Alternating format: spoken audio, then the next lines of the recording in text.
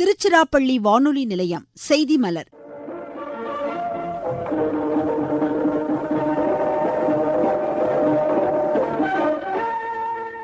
இன்றைய மலரில் எமர்ஜென்சி எனப்படும் அவசர நிலை பிரகடன கால நிகழ்வுகள் குறித்த கலந்துரையாடல், பிரதமரின் மனதின் குரல் நிகழ்ச்சி ஆகியவை இடம்பெறுகின்றன.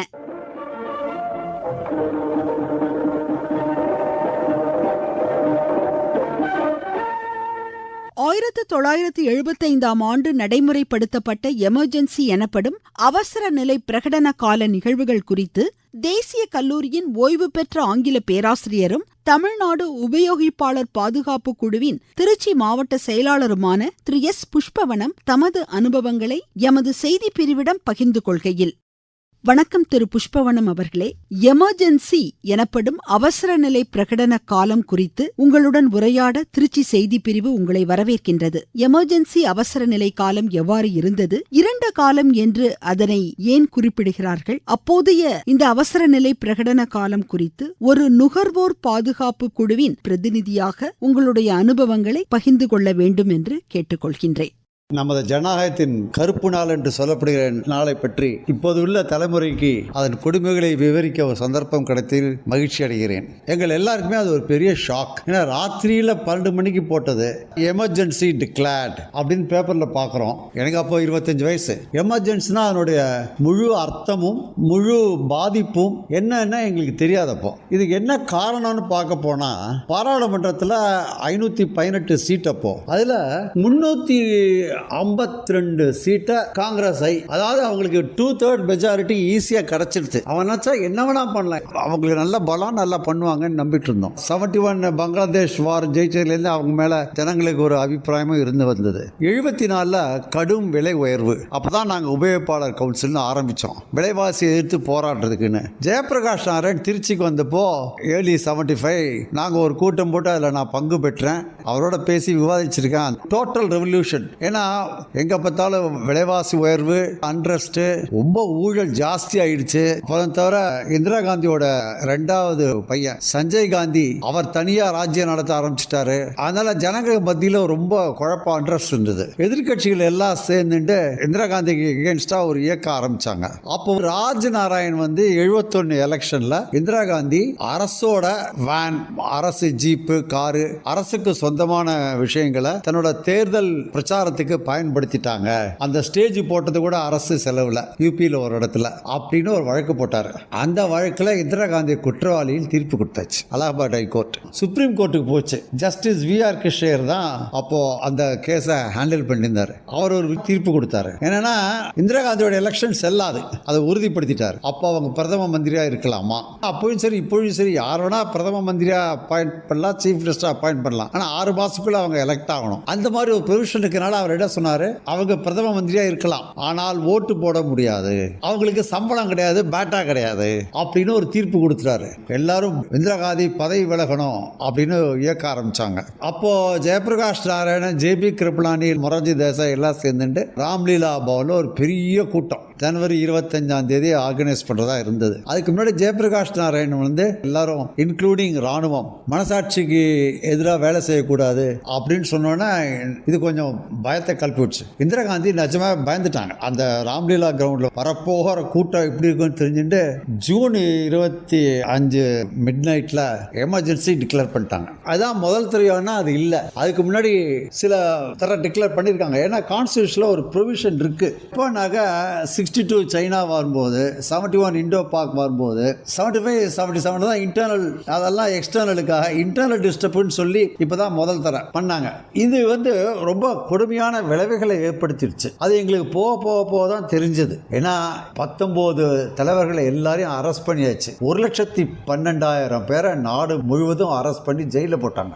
மறுநாள் பத்திரிகை துக்ளக்கெல்லாம் அப்படியே கருப்பு அட்டையில போட்டாங்க. எக்ஸ்பிரஸும் எடிட்டோரியல் பிளாக்கா விட்டாங்க. பத்திரிகை சுதந்திரம் போயிடுத்து. என்னென்ன போச்சுன்னா, அடிப்படை உரிமைகள் ஆர்டிகிள் 14, ஆர்டிகிள் 19, ஆர்டிகிள் 23 எல்லாருமே சஸ்பெண்டட். யாரும் கோர்ட்டுக்கு போக முடியாது. Judicial review. அதுக்கப்புறம் பார்லிமெண்டோட பவர்ஸ் அதிகமாயிடுச்சு. எல்லாமே சென்ட்ரல் கண்ட்ரோல்ல, ஸ்டேட்ஸ் ரொம்ப வீக்கன் பண்ணிட்டாங்க. சிவில் லிபர்ட்டிஸ் எல்லாமே சஸ்பெண்டட். அது என்ன ஆச்சுனாக்க, டெல்லியில் அவங்க நினைச்சுதான் சட்டம். பிசி சுக்லான்னு இன்ஃபர்மேஷன் அண்ட் பிராட்காஸ்டிங் மினிஸ்டர் இருந்தார். அவர் தான் எமர்ஜென்சியோட ஃபேஸ்னே சொல்லலாம். அவரை கேட்டுட்டு அவங்க ஓகே பண்ணப்புறம் தான் பிரசுரிக்கவே முடியும். ப்ரீ சென்சார்ஷிப் இருந்தது. ஒரு சர்வாதிகார நிலைமை. ஜனங்க என்ன நினைக்கிறாங்கிறது அவங்களுக்கு தெரியவே தெரியாது. எல்லா சர்வேகாரத்திலையும் தான் நடக்கும். உத்தரப்பிரதேசத்தில் எல்லாரையும் ஒரு கிரவுண்டுக்கு விரட்டி அடிச்சு ஆண்களெல்லாம் கருத்தடை பண்ணி விட்டாங்க கம்பல்சரி. இதை பற்றி படம் எடுத்தாங்க, கிசி குர்கா கேஸ். அந்த படத்தோட ஃபிலிம் ரோலே எரிச்சிட்டாங்க. இது மாதிரி பல கொடுமைகள். இது எப்படி வெளியில கசினா ஜார்ஜ் பெர்னாண்டஸ் அவங்கெல்லாம் ஒரு ரகசிய இயக்கம். நான் அதில் ஒரு சிறிய பங்காற்றினேன். அவங்க வந்து சர்ச்லைட்னு ஒரு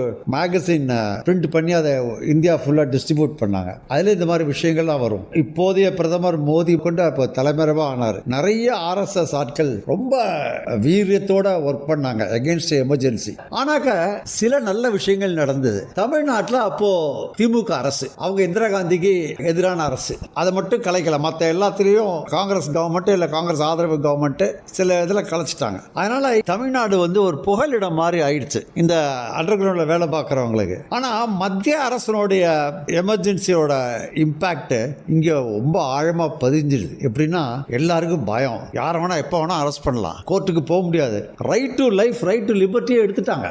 எமர்ஜென்சி போது பார்க்கணுமே 10 o'clock அவ சீட்டில் ரயில்லாம் சொன்னா சொன்ன டயத்துக்கு வரும். எங்களுக்கு உபயோகப்பாளர் குழு அப்போதான் ஆரம்பிச்சோம் இல்லையா, எங்களுக்கு திடீர்னு ஒரு பவர் வந்துடுச்சு. எப்படின்னா நாங்கள் ஏர்ஹார்ன் எடுக்கணும் அப்படின்னு சொன்னாக்க உடனே இந்த மோட்டார் சைக்கிளை எடுத்துட்டு போய் அந்த ஏர்ஹார்ன் எடுத்து கையில் கொடுத்துருவோம். உணவகங்கள்லாம் விலைப்பட்டியல் போடணும். அந்த உணவகத்தில் விலைப்பட்டியல் போட நாங்கள் புகார் கொடுத்தா அந்த உணவகத்தை உடனே மூடிடுவோம். அது மாதிரி சில நல்ல விஷயங்கள் தமிழ்நாட்டில் நடந்தது. ரெஸ்ட் ஆஃப் இந்தியாவில் நடந்திருக்கும். அது தவிர கொடுமைகள் ஜாஸ்தியாக போச்சு. இது வந்து மறக்க முடியாத விஷயமா போயிடுச்சு. நீதித்துறைக்கும் யாரு சாதகமா இல்லையோ அவங்கள ஜட்ஜா போடுறதுக்கு ஒரு 4 பேரை ஓவர்லுக் பண்ணி சூப்பர் சீட் பண்ணி ரே அப்படிங்கிறவரை சீஃப் ஜஸ்டிஸா போட்டாங்க. அந்த 4 பேரும் உடனே பதவி விலகிட்டாங்க. அதில் என்ன வேடிக்கைன்னா ஜுடிஷரி நிமிர்ந்து நிற்கல, பத்திரிகை துறை நிமிர்ந்து நிற்கல. இப்போ பெரிதாக பேசப்படுகிற ஆங்கில பத்திரிகைகள்லாம் ரொம்ப அடிபணிஞ்சு எழுதிட்டு வருவாங்க. நிறைய பத்திரிகைகள் வந்து அப்போ வேடிக்கையா சொல்றதுன்னாங்க, இவங்களை குனிய சொன்னா அவங்க ஊர்றாங்க. இஃப் தே லாஸ்ட் bend they creep they crawl அப்படின்னு சொல்லலாம். அது மாதிரி அது ஒரு பெரிய படிப்பனை எங்களுக்கு எல்லாம். எப்படின்னா ஜனநாயகத்தை காப்பாற்றுறதுக்கு நாங்கள் என்ன பண்ணணும், இது மாதிரி இனி நடக்கக்கூடாது, அதுக்கு என்னென்னலாம் மிஸ்யூஸ் பண்ணலாங்கிறத காமிச்சு கொடுத்துட்டாங்க. அந்த மிஸ்யூஸ்லாம் நடக்காமல் நம்ம தடுக்கணும், நம்ம ஜனநாயகத்தை காப்பாற்றணும் அப்படிங்கிற ஒரு எழுச்சி நாடு ஃபுல்லாக வந்தது. அது ஒன்று தான் ஒரு நல்ல விஷயமா இந்த எமர்ஜென்சியில் கற்றுக்கிட்டோம். அவசர சட்டம் அமலில் இருந்த போது எங்கே பார்த்தாலும் வதந்திகள் நிறைய பரவும். சர்வாதிகார ஆட்சி இருந்தால் நாடு திருந்திரும், அது வேண்டியதுதான் அப்படின்னு நிறைய பேர் பேசிட்டு இருப்பாங்க. அது ரொம்ப தவறான அபிப்பிராயம். சர்வாதிகாரத்தில் என்ன நடக்கிறத கண்கூடா பார்த்தோம். சர்வாதிகாரி மக்களோட வந்து பழக முடியாது. கீழ்மட்டத்தில் என்ன நடக்குது அவங்களுக்கு தெரியவே தெரியாது. தடி எடுத்தோம்னா தண்டல்காரன். எங்கே பார்த்தாலும் அரசு நடந்ததுனால எல்லாரும் சிஐடி எங்கே பார்த்தாலும் இருக்காங்கன்னு ஜனங்க நினைப்பு. இந்த சாதாரணமாக அந்த ரோட்ல அரணா கயிறு வளையல் அது மாதிரி தலையில் ஒரு பெட்டி வச்சுட்டு போவான்ல, அவனை சிஐடின்னு சொல்லிடுவாங்க. அவ்வளோதான், ஜனங்க யாரும் அவன்கிட்ட வாங்க மாட்டாங்க.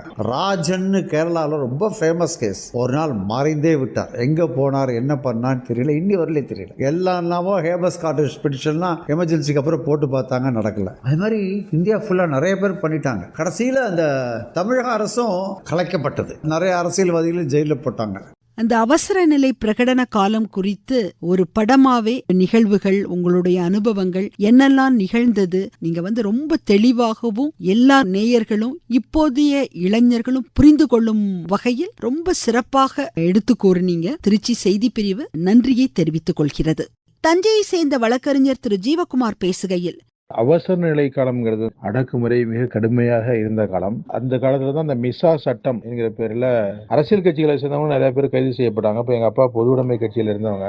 பொது உடைமை கட்சியில இருந்தப்ப அவசர நிலையை எதிர்த்து இந்தியா பூராமே தொடர்ந்து போராட்டம் நடத்தின சூழ்நிலையில ஒவ்வொருத்தரையும் வீடு தேடி வந்து போலீஸ் கைது செஞ்சிச்சு. மிசாங்கிறது மெயின்டெனன்ஸ் ஆஃப் இந்தியன் செக்யூரிட்டி ஆக்ட்ங்கிற முறையில இந்திய பாதுகாப்பு சட்டத்துல எங்க அப்பா 1 வருஷம் திருச்சி மத்திய சிறைச்சாலையில வைக்கப்பட்டிருந்தாரு. அதுக்கு முந்தி எங்க அப்பா கைது பண்ணுவதற்காக காவல்துறை எடுத்த நடவடிக்கைகள் ரொம்ப மோசமான நடவடிக்கைகள். தலைமறைவு வாழ்க்கைய எங்க அப்பா வாழ்ந்தப்ப, அது அரசியல் கட்சி இருக்காரு அவரு விஷயம், ஆனா குடும்பமே சேர்ந்து எல்லாத்தையுமே கைது செஞ்சு போலீஸ் வரட்டுச்சு. எங்க வீட்டுக்கு வந்த விருந்தாளி எங்க பெரியம்மா 70 வயசு, அதே மாதிரி அத்தா வீட்டுல இருந்தாங்க. எங்க அப்பா கிடைக்கலங்கிறதுக்காக போலீஸ் என்ன பண்ணிச்சுன்னா இவங்க 2 பேரையுமே 70 வயசானவங்கள எதிர்ப்பிடுச்சு. அவங்க சிறு வயசுலயே விதவையானவங்க. அவங்க வந்து எங்கேயுமே ஏறெடுத்து பார்க்காதவங்களோட போய் போலீஸ் ஸ்டேஷன்ல ஒரு நாள் வச்சுட்டாங்க. அந்த அளவுக்கு பெரிய அடக்குமுறை இருந்துச்சு. எங்க அண்ணன் பெரிய அவரை கொண்டு போய் வச்சு போலீஸ் அடிச்சு லாடம் கட்டி கட்டி பூட்ஸ் காலில் வந்து முட்டியில ஏறிடுது, காலில் அடிச்சு அவர் பெரிய சித்திரவதை. ஆனால் ஜெயபால் அவரை டிஏஆர் சட்டத்திலே கைது பண்ணி வச்சாங்க. அதாவது எங்க அப்பா கிடைக்கலங்கிறதுக்காக, அதாவது மிசாவில் இவங்க திருடன கள்ளச்சந்தைக்காரன அல்லது கடத்தல்காரனை கைது பண்ணாங்களாங்கிறதெல்லாம் சும்மா பேருக்கு தான், அப்படிலாம் ஒன்றும் செய்யல. அன்னைக்கு இருந்த மத்தியில் காங்கிரஸ் ஆட்சி இருந்துச்சு, அதை எதிர்த்தவங்களை பூராமே அவங்க கைது செஞ்சாங்க. அதுக்கு ஒரு ஆயுதமாக இது பயன்படுச்சு. மிசாவில் ஸ்கூல்லயே எங்களை கைது செய்யறதுக்கெல்லாம் வந்து இப்போ போலீஸ் வந்துச்சு. திருவரம்பூர் முக்குளத்தூர் பள்ளிக்கூடத்தில் நான் 8ஆம் வகுப்பு படிச்சுருந்தேன். சென்டமத்த ஹெட்மாஸ்டர் தான் எங்களை வந்து போலீஸ் கைது செய்ய விடாம அனுப்புனாரு. வருஷம் கல்வியாண்டே எங்களுக்கு வந்து வேஸ்டா போயிடுச்சு. அப்பா கிடைக்கலங்கிற ஆத்திரத்துல வீட்டுல இருந்த போட்டோ, எங்க அம்மா அப்பாவும் சேர்ந்து இந்த கல்யாண போட்டோ எடுத்துட்டு போயிட்டாங்க. எங்க அம்மா வீட்டுல தங்க முடியல, நாங்க வீட்டுல தங்க முடியல. வீட்டுல கோழி முட்டை கூடையோட பஞ்சாட்சரத்தோட தூக்கிட்டு போயிட்டாங்க. ஆடு மாடு எதையும் நாங்க எங்க வீட்டுல அந்த நேரத்தில் நிறுத்தவே முடியல.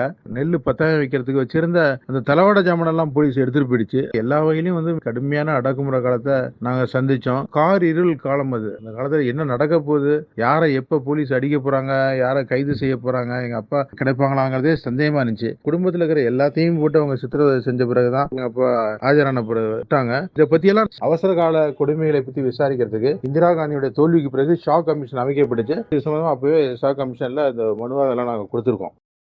ஸ்ரீரங்கத்தை சேர்ந்த ஓய்வு பெற்ற வங்கி ஊழியர் எஸ். ரகுநாதன் அவசர நிலை பிரகடன கால நிகழ்வுகள் குறித்து எடுத்துரைக்கையில், மிசா அவசர நிலை பிரகடனம் 25 ஜூன் 1975ஆம் ஆண்டு முன்னாள் பாரத பிரதமர் திருமதி இந்திரா காந்தி அவர்களால் இந்த சட்டம் அமலுக்கு வரப்பட்டது. அதன் பாதிப்பு இந்தியா 2.5 ஆண்டுகளுக்கு இருண்ட காலமாகவே கருதப்படுகின்றது. அதிலே பொதுமக்களுக்கு எண்ணற்ற இன்னல்களும் துன்பங்களும் நிகழ்ந்துள்ளன. பத்திரிகையில் வரும் செய்திகள் ஒவ்வொன்றும் தடை செய்யப்பட்டு சென்சார் செய்யப்பட்டு அதற்கு பின்னரே அந்த செய்திகள் வெளியிடப்படும். கருத்து சுதந்திரம் அனைத்தும் அடக்குமுறைக்கு உள்ளாக்கப்பட்டது. அரசாங்கத்துக்கு எதிரான என்று கருதப்பட்ட 35,000 முதல் 1,00,000 அரசியல் பிரமுகர்கள் முன்னறிவிப்பின்றி எந்த குற்றச் செயல்களுக்குமான அடிப்படை காரணங்களும் இல்லாமல் கைது செய்யப்பட்டு துயரத்திற்கு உள்ளாக்கப்பட்டார்கள். பொதுத்துறை நிறுவனங்களிலும் பொதுத்துறை வங்கிகளிலும்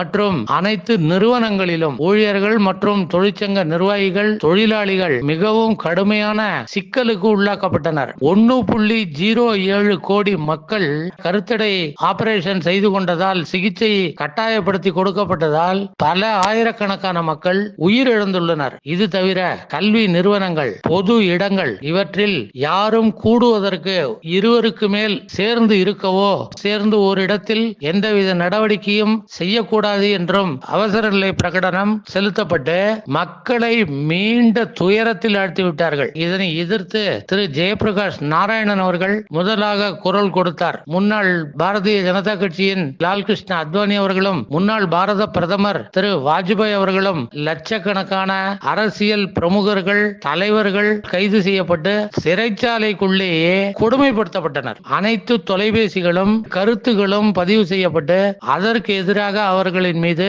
நடவடிக்கையும் எடுக்கப்பட்டது. எந்தவித முன்னறிவிப்பு எந்தவித அனுமதியுமின்றி எந்த தொழிற்சாலையிலும் நிறுவனங்களின் மீதும் நடவடிக்கை எடுக்கக்கூடிய இந்த அவசர நிலை பிரகடனமானது பொதுமக்களை மிகவும் துன்புறுத்தியது. இந்தியாவின் பொருளாதார வளர்ச்சிக்கும் தொழில் வளர்ச்சிக்கும் உணவு உற்பத்திக்கும் மிக கடுமையான பாதிப்பை ஏற்படுத்தியது இந்த அவசர நிலை பிரகடனம். நாட்டின் அனைத்து தலைவர்களும் ஒன்று கூடி இதற்கு எதிரான ஒரு இயக்கத்தை தொடங்குவதற்கும் தடை செய்யப்பட்டு அவற்றிலே நிறைய தொழிற்சங்க நிர்வாகிகள் தொழிற்சங்க தலைவர்கள் ஜனதா திரு மொரார்ஜி தேசாய் அவர்கள் ஜெயபிரகாஷ் நாராயணன் இன்னும் பல முன்னணி தலைவர்கள் இந்த இயக்கங்களை தொடங்கி அதிலிருந்து பொதுமக்களை காப்பாற்ற நல்ல சில நடவடிக்கைகளையும் எடுத்து அதன் பின்னே 1978ஆம் ஆண்டு இந்த மிசா சட்டமானது ரிப்பீல் செய்யப்பட்டு ஆட்சி மாற்றத்திற்கு பிறகு சகஜ நிலை இந்தியாவில் ஏற்பட்டது.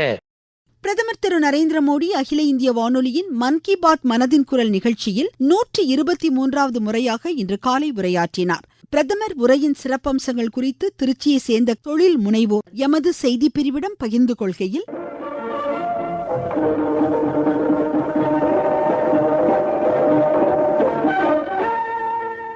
இதுவரை திருச்சிராப்பள்ளி மண்டல செய்தி பிரிவு வழங்கிய செய்தி மலர் கேட்டீர்கள். மலர் விளக்கம் சாந்தி ரமேஷ்.